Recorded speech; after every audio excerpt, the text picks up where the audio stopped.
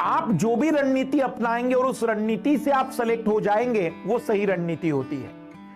इस दुनिया में वास्तविक रूप में अगर कोई दार्शनिक बात मुझसे पूछना चाहो तो मैं कहूंगा कि सही और गलत कुछ होता ही नहीं है।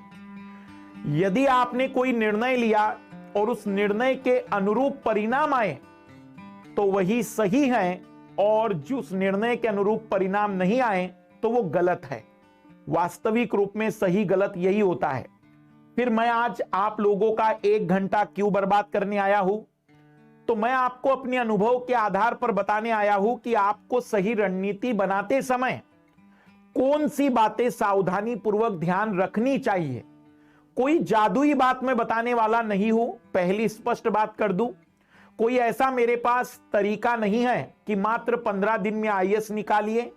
अगर आप 15 घंटे पढ़ेंगे तो भी आईएएस नहीं होगा, लेकिन इन 15 मिनटों में आईएएस का सिलेक्शन हो जाएगा। ऐसा कोई जादुई तरीका मेरे पास अभी तक नहीं आया और मैं इंतजार में हूं। अगर कोई जादुई तरीका मेरे पास आया तो यकीन मानिए 1.5-2 करोड़ रुपए में मैं बेचकर अपने जीवन के आनंद की प्राप्ति करने चला जाऊंगा। इसलिए ऐसा कोई जादुई तरीका मैं बताने वाला नहीं हूं, बिल्कुल सिस्टमेटिक वही सारी बातें, वही सिस्टमेटिक पैटर्न जो आपको वास्तविक रूप में सेलेक्ट करा देगा।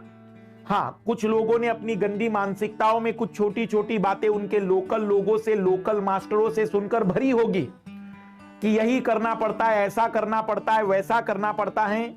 वास्तविक रूप में आपको यूपीएससी सिलेक्शन के लिए अपनी थिंकिंग और अपनी सोच को बड़ा करना पड़ेगा।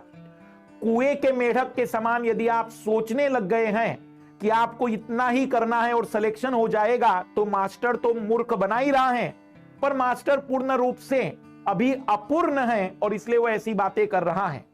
जिसको वास्तविक रूप में यूपीएससी पता है, जिसने वास्तविक रूप में यूपीएससी के पीटी मेंस इंटरव्यू को दिया है, या जो सिलेक्टेड विद्यार्थी है, वो भी आपको कहेगा कि मेहनत तो करनी पड़ेगी, जादुई कोई तरीका नहीं है।